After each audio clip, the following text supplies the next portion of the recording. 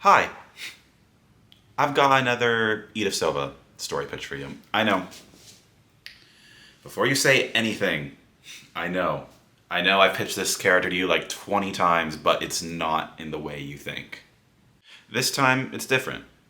This time I'm not even doing pure fantasy. It's realistic fiction, I would say, however. No, before you ask, it doesn't involve a cult this time either, so good on that front. Basically, knowing it's a story about Edith isn't even really necessary. The main thing that you should know is that it's a story about how a daughter's absence, Edith being the daughter, affects the life and the guilt of the mother who abandoned her. Okay, you're still here. That's a good sign.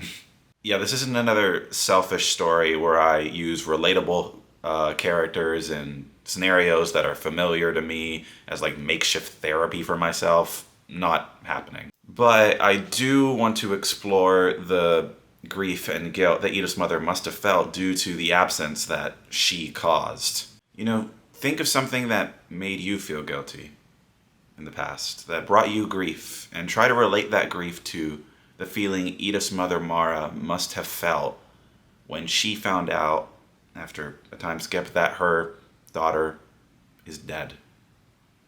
Died at the orphanage that she left her at birth. Now, a somewhat fantasy-leaning element is the fact that Mara's guilt will be represented in these sort of ghost-like visions that she's seen, but it's important to remember that these visions are in her mind. They are the manifestation of her guilt represented physically. These visions sort of show her who her daughter could have become had she not died so young. Look, I don't want Mara to be static.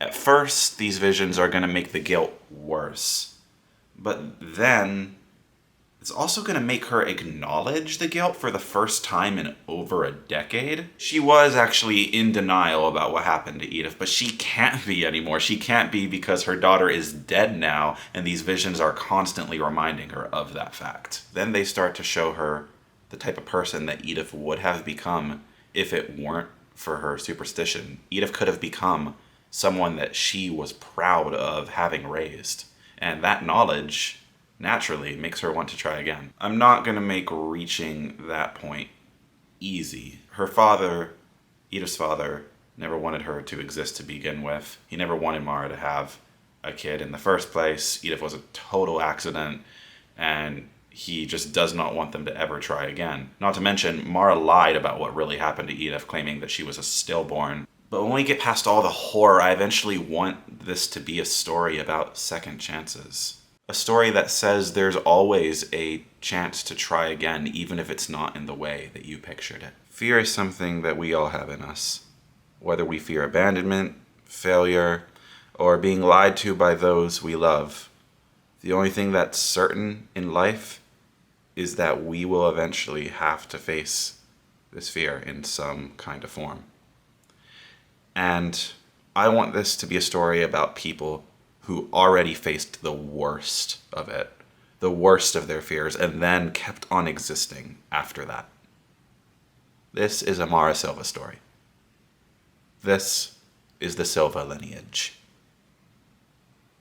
And cut. So what do y'all think?